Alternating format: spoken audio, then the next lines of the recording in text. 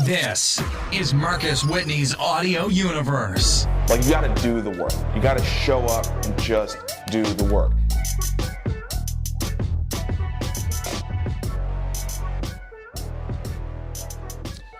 It's Friday. Man, it feels like this week has been a year, but you made it. It's Friday, and I'm so glad you're here. Another episode of Marcus Whitney Live. We're going to jump right in. I am thrilled to have a good friend of mine, a mentor, a guy who I look up to, who had already accomplished big things in his life and in his career and decided he wanted to take on the mother of all tasks. So I brought him on here to talk about what that is like. Without further ado, my friend Henry Hicks, the CEO of the National Museum of African-American Music. Henry, how's it going, man? Hey, man. Yeah, thanks for having me on. Glad to be here. Yeah, how you and your family doing okay, man? Everybody's doing great. Everybody's doing great. It's actually an exciting time in the life of our family, just having the opportunity to spend time together. And so no complaints. Awesome. Well, man, let's jump right in. When we first started talking, so long ago, it was like you took over the role of CEO of this project. And it was unclear about where things were going to go, how long it was going to take but you were excited about it. Rewind the clock a little bit and just sort of talk about how far back that was and how far this whole project has come. Yeah, well, so that was 2013 when I took over as CEO of the National Museum of African-American Music. And you're right, it was an uncertain time, but it was also an exciting time. The project has, at this point, been in development for more than 20 years. Wow. And, but for me, it was always something that was clear. There was a clear need for an institution like this. My friends in the music industry told me so. Not everybody's going to win multiple Grammys. Not everybody's going to be celebrated in the mass media, but that doesn't mean that they're not some of the favorite folks that we listen to and some of the folks that we take inspiration from. And they needed a place to be acknowledged and to also express their voice as well about things that they care about. And so for them, it was important. And also particularly in Nashville, but as we're seeing of late also in the nation, it's important to change the narrative about the contribution that African Americans make and have made to American culture and to American society. And so this place gives us an opportunity to do that in a very positive way. When you think about most museums, they really, and particularly African-American related museums, they're backwards looking places that are often replete with all kinds of pain. This is a place that is a celebratory institution. And so there's certainly remnants of pain and certainly some overcoming that is a part of the story. But really, it tells the story of what we like to call one nation under a groove. So it's music that's bringing folks together, regardless of race, creed, income level, job description. Folks come together and they can jam, right? And so this place does that, but it puts it in a little bit of a different context. It is American, but it doesn't give the credit for American music culture, frankly, to white folks. It gives the credit for American music culture to African Americans, which is where it belongs. And so it really changes that narrative. And here in Nashville, it's disruptive because the city's brand is so focused on country music that, this is a different part of the story. And so I think people will meet the unexpected and have some fun at the same time. Yeah, so thank you. You took my segue away from me. So I wanted you to just speak briefly about the fact that of all the places where this museum could live, right?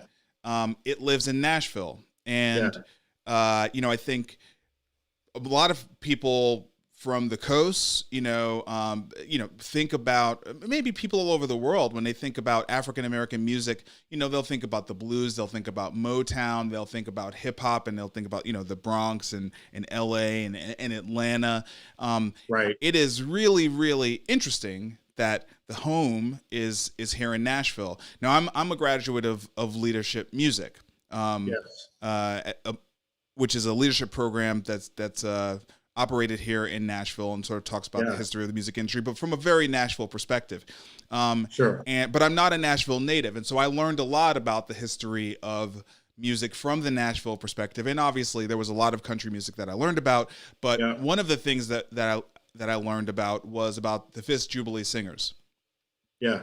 And I would love for you to just talk about the significance of this museum being here in Nashville, and maybe just share a little bit of that history as it pertains to the entire music industry, going way back before CDs and 8-tracks, and like really getting back to the foundations of the music industry. Sure. Yeah. So, I mean, interestingly, I'm in this year's leadership music class that has of course been disrupted because of COVID. Yeah. And so we're figuring that out. I think we're going to stretch into next year. But you're right. You're absolutely right. I mean, when you think about the Fisk Jubilee Singers as an example, one of the things that I learned about that group is that they were really the first group in the country and in the world really to travel the world, to go on world tour. They were the first musical group to go on world tour, regardless of race, regardless of genre. They were the first to do that. And so really setting the model for any artist of any genre that came to follow. But in addition to that, you're right. I mean, folks do think about LA, New York, Atlanta, Detroit, Memphis, even as a place where would be kind of the hotbed for African-American contributions to American music. And they're not wrong. I mean, those places are significant. But like you said, if you go back before CDs, if you go back before electronic media, and I even take it back to before the Great Migration, when Africans were brought to this country and enslaved. Most of that occurred in the South. And really, I contend that was really the nexus point that caused the beginning of what we now call American music, because that was when innovation was required. Previously, the Native Americans were here and they had their music. The Europeans came and they brought their music. But when the Africans came, the drum was taken from them and they had to innovate and improvise to create something we now call American music. And then when you fast forward and you start looking at the Great Migration, and when you really study that, what you realize is that all roads lead through Tennessee. So if you're coming up from Mississippi or up from Alabama or even up from Louisiana or even from Texas, and you're going to Detroit and you're going to New York, you're going to DC, you're going even west to Los Angeles, most of those routes go through the state of Tennessee. And so whether it's blues in the western part of the state or hillbilly music in the eastern part of the state, which was heavily African-American influenced, or R&B and jazz in the middle part of the state, there really is a historical foundation for American music in the state of Tennessee. Nashville happens to be the center of the state, and it happens to be the state capital, and it happens to be what America calls Music City. And so we just want to complete that definition of Music City by adding the museum and telling this story among so many other music stories that are being told in the city and in the state. It's awesome, and I think it is really going to be good for the city. Not good. I think it's going to be incredible for the city to have this museum, because everybody who loves and respects African-American music knows that Nashville's moniker of Music City has an asterisk next to it. Yeah. Right? Right.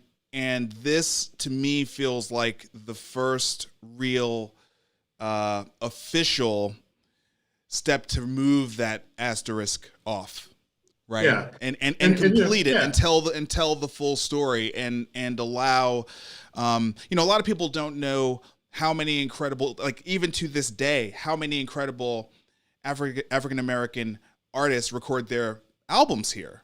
Right. Because the studios are so incredible. The musicians here are so fantastic.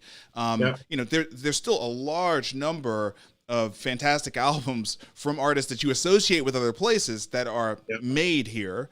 But it doesn't rise to the level of consciousness, right? It's not something you see when you're walking around downtown. And so this to me moves us away from having that asterisk next to our title. Yeah, and interestingly enough, when I talk to artists about the museum and where it is, they get it right away. There's no hesitation. No. They understand it because, like you said, I mean, they know that they often come here to record. They know that their tour starts in Nashville. Frankly, they know that their checks come from Nashville. Right. BMI, ASCAP, and CSAC have big offices here. So everybody understands the significance if you're in the industry. You just don't think about it that way. So we're going to change that. Awesome. Okay, so let's now go back to what this journey has been like for you. You know, building a museum, like, so we just talked about the importance. Right alongside of that importance is significant adversity, Sure. right? Yeah. You know, you're, first of all, it's not a small capital undertaking. Second of all, it's a cultural shift that is, I don't even know if I have a proper word for it, but especially because of the location, because it is going to be right downtown on Broadway, it is redefining what downtown Nashville is going to be, because it will have a prominent position there. So can you talk about what this journey has been like? You've been doing this across multiple mayors' terms now, right? You know what I mean? This is kind of the way that I think about these kinds of things. You've been doing this across multiple mayors' terms. You've been doing this to raise a very, very significant amount of money. And it's a nonprofit. It's not like you're going to have some big exit at the end of it. So talk about this journey of bringing this startup to life. Yeah. And that's like, as you started to say, that's why I call it the mother of all startups. So it's in a place that people don't think about it being. It is changing the narrative and the story, and naturally, some people are going to be resistant to that. It's a museum, which is a tough thing to do anyway. It is a nonprofit, so I can't give folks a return. And on top of that, before I took on the job, it had been around for 15 or more years and didn't have the traction that it needed. So we had to overcome the stigma around, is this thing ever going to happen? You know, I jumped into it with a whole lot of energy, a whole lot of optimism, and not a whole lot of wisdom, or not a whole lot of insight into what I was actually getting myself into. But fortunately, you know, it's really an interesting thing, because what I have learned through that experience was that, you know, it's at the end of the day, you know, it's not about the money. It's not about the title. It's not about the industry.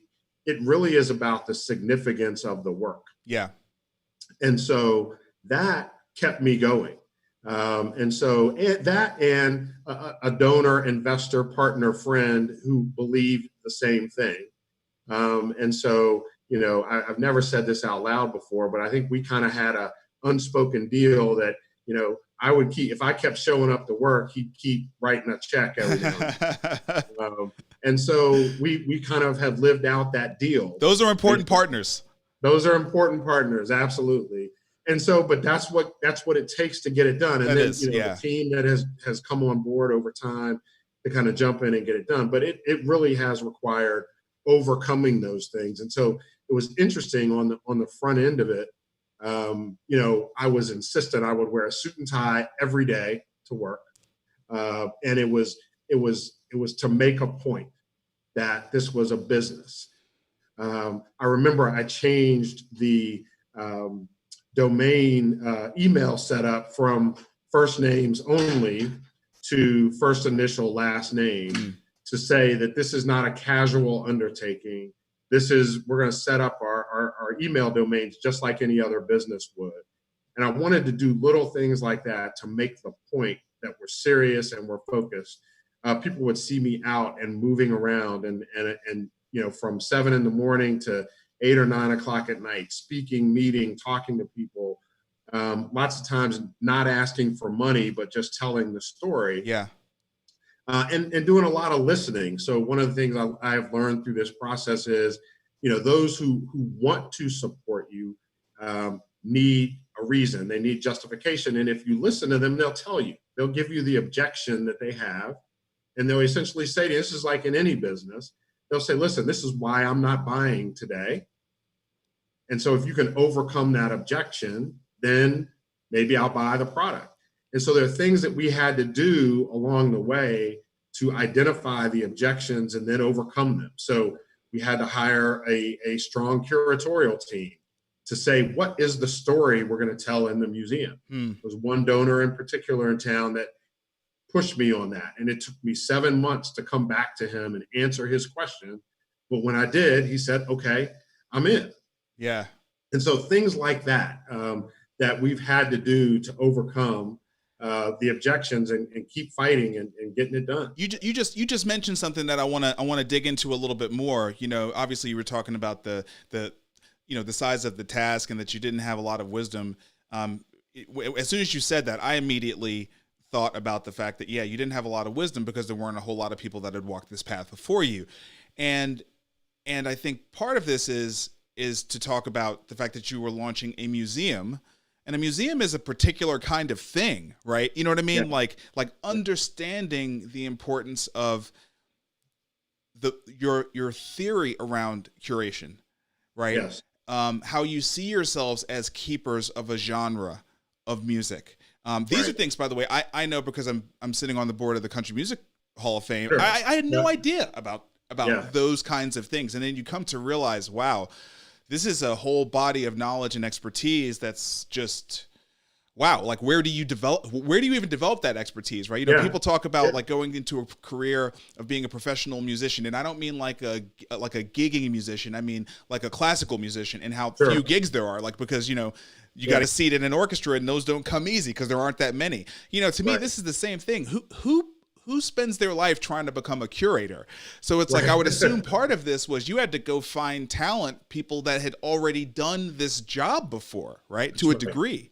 Yeah, absolutely. And that's absolutely right. I mean, I really came in it, as you know, from a kind of more of a private equity investment banking background. Yeah. And so the energy and the fire that I had came from raising money in the private sector previously. And so I said, look, I know how to do that.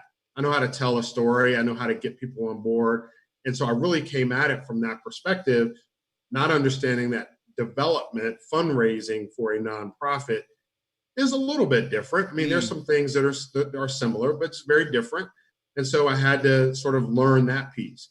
And then, as you point out, the whole curatorial side of the business, had to really learn that and understand its importance, and understand really how sacred that is and how serious that is. Very serious. Yeah, absolutely. It's a serious thing. And then I had to learn the whole marketing side of it, and how do you position our institution from a marketing and brand positioning standpoint in a way that's a little different than somebody else's, but in a way that communicates who we are locally and who we intend to be nationally. Yeah. How do you talk to different constituent groups, whether it's politicians or local folks in the community, in Nashville, the bar and restaurant community, the tourism community, the music industry and community, both locally and nationally. So there's sort of the Nashville music community, but then there's the Black music community as well. So how do I communicate to all of those groups of people and bring them all to the same point?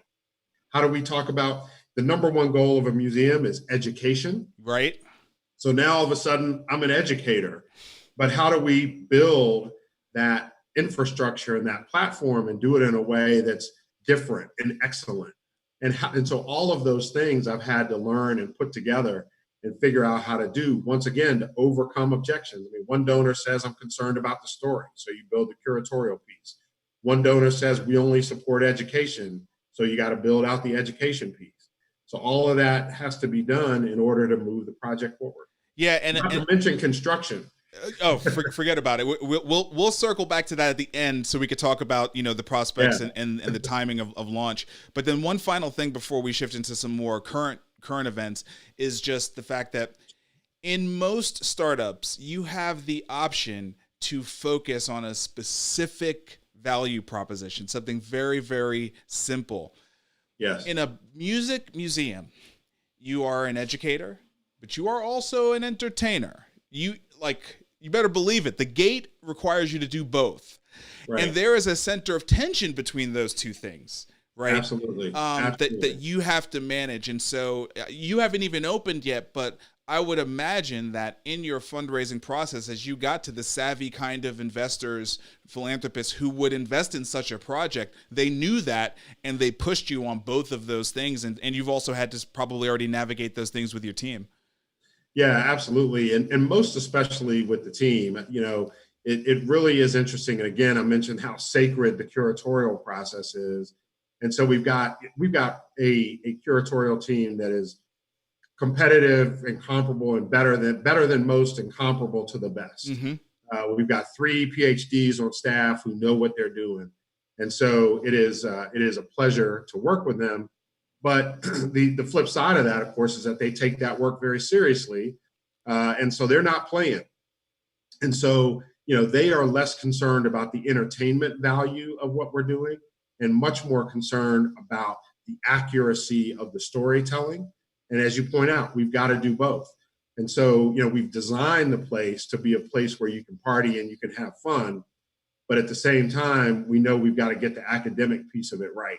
And so that's been an interesting tension within our team, and learning to balance and respect that is something that I'm continuing to wrestle with every day. The role of the African-American musician has been inseparable from the experience of African Americans broadly, in terms of our constant fight for equity. Yes. And equality. And so I would be remiss if I didn't ask you about how you are feeling in this time. Obviously, purpose helps in a time like this, and you've got a fantastic purpose. Yeah. But I'd just love to hear some thoughts and maybe even just you express your feelings about how you're feeling about yourself at this moment. We both are parents. We both have, boys, black boys.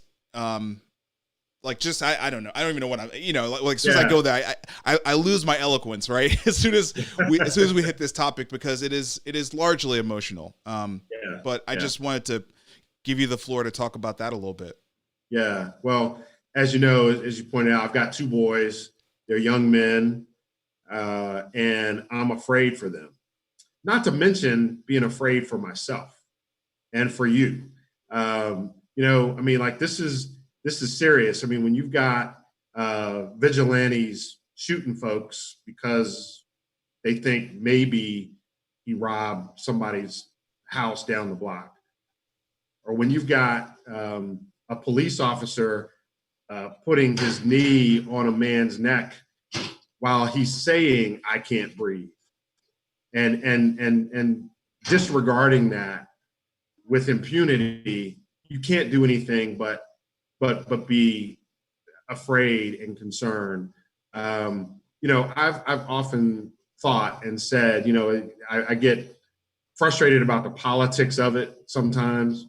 And my approach to my career, has always been to address these things. I think economic justice, economic equality is really ultimately what levels the playing field. And so it makes me want to fight harder for economic parity, which is a very difficult thing to do, but you work hard, and it's not even about the money to buy nice things, right? It's about the money to influence, or the ability to influence society and influence culture. And then, as you point out, purpose is important. And I've always taught my boys that, that they can do what they want to do. They should do what they love. They should do what they're passionate about, because that's where the purpose lies. But also relative to this museum, we intentionally set the stage in this museum as much a history institution as a music institution. And we did that on purpose, because we don't want to just celebrate the music that somebody made because that's a cool song or one of my favorites or a dope rap or whatever. That's interesting. But what's more important is the context out of which it came from. What is the story that artist is trying to tell? And what's the environment or the culture that story came out of? And I really see this museum as as much an educational center, an entertainment center, but also a social justice center. So the fact that we are telling this story that many in Nashville don't know and have forgotten, and many around the country have never been told before, to the extent that many people, the majority, 70+% in this country, think that the world revolves around them and their skin color and their culture, and that African Americans have been largely marginalized and have not made a contribution and have been, living off of the largesse of others, is patently false, inaccurate, and blasphemous. And so this museum has hold on. Let's go one step further. Yeah. It's the opposite. It's the opposite. Like, let's just go ahead and go one step further. Yeah. It's the opposite. Yeah. It's the opposite. It's the opposite. Right. And so this museum is the opposite. Right. Okay, good. It's the opposite. And so we welcome anybody to come in and party with us, but it's the opposite. Yeah. And so let's get that straight now, right? It's the opposite. And so that's part of the point. And then hopefully that gives my sons and yours confidence and purpose and swagger and the ability to go out and say, my dad, Marcus, did it. My dad, Henry, did it. And I see in this museum all these other people that did it also. And so I'm going to go forward with purpose and overcome this foolishness that we're seeing and that we're having to deal with people who think they have the privilege to take my life. So from that point, man, I want to end on a up note. I've been noticing you. One of the reasons why you're on the show, is I was thinking about, people, and I had a backlog, but you've been posting more on Instagram, and it's not about the museum. It's about your story and about your philosophy of dream big, then execute. So like, I was super excited about that because that's my thing, it's like we do stuff, but we also got to share the wisdom that we have in our unique perspective. So talk a little bit about dream big, then execute. Yeah. So, I appreciate that. And I appreciate you noticing. You just inspired me to keep doing it. Yeah. Keep going, man. People are watching, they don't always they don't always share. They don't always give you the feedback, but they're watching, and it does resonate. Well, cool. Well, thank you very much for that. So, yeah, man. So, again, so one of the things that I have wrestled with, again, throughout my career is I've been an investment banker, I've been in sales, I've been an entrepreneur, and now I'm leading a museum, is what is it that I'm trying to do? And early in my career, I was known for ideas, lots of ideas. This would be a great thing to do. This is something we should do. And I would start and I would write things down. And then as I got better, I would write a business plan. And then eventually I got to the point where I actually executed. And so what I took from that was that, and as I walk through Target and you see, coffee cups and water bottles, and also they say dream big. My wife every now and then will buy me a greeting card that says dream big, and I say, that's interesting.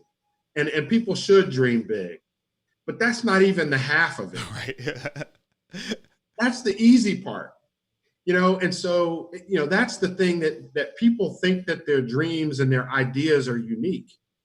And maybe they are, but it doesn't matter if you don't go do it. And so ultimately you have to execute, and maybe you have to train. Maybe you have to keep working for big corporate for a while longer to get the training. Maybe you have to go back to school to get the training.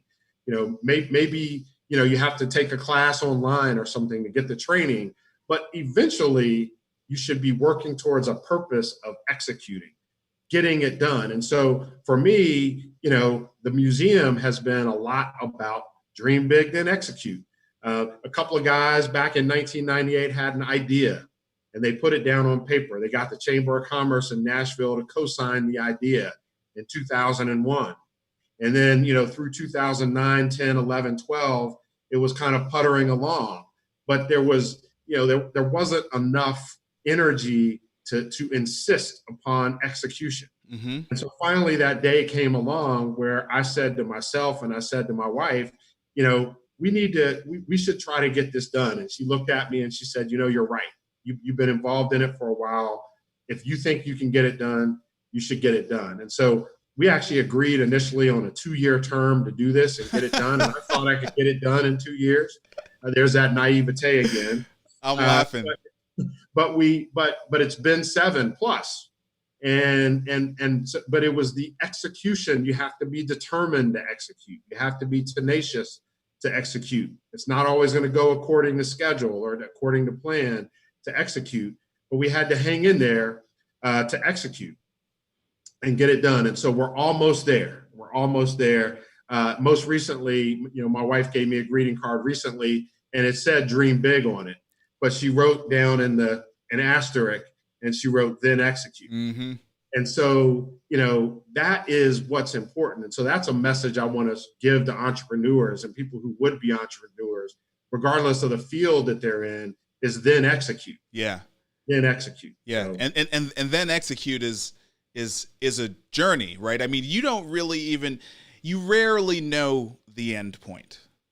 correct. You rarely know the end point. I mean, that 2-year commitment, what it probably served was just to get you in the mindset that this thing is not going to be for 3 months. It was Right. probably more about that than it was about saying you're going to stop in 2 years, right? Right. Right. So yeah, man. Well, look, I appreciate that. And then just let's end on talking about we're close, but we're also in this super crazy time.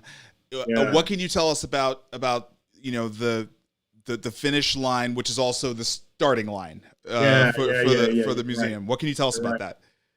So we are doing a remarkable job of kind of hanging on to that finish line / starting line. And so fortunately in Tennessee, construction is an essential service. And so while we've been in quarantine, for the most part, construction has continued moving forward. So we've been very fortunate to have that. We had announced publicly a grand opening date of Labor Day. And I'm hanging on to that possibility. I'm starting to say Labor Day-ish. Yeah. And so, we'll be very close to that, I believe. What it looks like, we still don't know. It's not going to be the big party that we were planning, probably, at least not this year. Maybe we'll have a party later, but we're getting close. And so I'll say Labor Day-ish. So stay tuned. That's awesome. Well, my cousin and one of her very good friends came to Nashville for a conference, and they came and hung out with me and my family, and we went downtown to just kind of show them around. And for sure, the thing that they left most excited about and committed to return to Nashville for was the museum. Right. Whenever it opens, they want to know about it. They want to come back. So I think that's great because it's going to add to the tourism that we need, in Nashville, right? You know what I mean? It's going to be something that a whole other group of people that wouldn't have normally thought to put Nashville higher on the list are going to make it, a bucket list destination. Absolutely. Now. They got to make their pilgrimage to this museum to be part of this celebration. So thank you, man, for the commitment, for the work that you've done, for again, just the personal guidance you've provided to me over the years and the inspiration. I appreciate it a lot, man. Absolutely. Thank you. Thanks for having me on. I enjoyed it. Absolutely. So just like I follow Henry, you should follow him too. You can find him on Instagram and on LinkedIn at hbeecher3. And then just search for Dream Big, Then Execute on Facebook. That'll bring up his page where I've now guilted him into posting more often. So I know he will do that. And for sure as well, please subscribe to my podcast, Marcus Whitney's Audio Universe. You can find it on Apple Podcasts, Google Podcasts, and Spotify as well. Follow me on socials. If you're watching this live, you're already following me, but if you follow me on one place, why not follow me everywhere? So Instagram, Facebook, Twitter, LinkedIn, YouTube, even on Twitch. And that sort of brings us to the end. So everybody, it has been a long, crazy week. Take care of yourself. Don't forget to breathe. Don't forget to get some sunshine. Hug your loved ones that you can. Reach out to people, connect, and everyone just try to be patient with each other. This is an important chapter in an important saga in all of our lives, and I know we will come out on the other end of this more unified and stronger and better for having gone through this, but it is hard. So I just want you to know I'm thinking about y'all, I'm with y'all, and Just take care of yourself. All right. Until next time, let's build a new normal. Peace, y'all.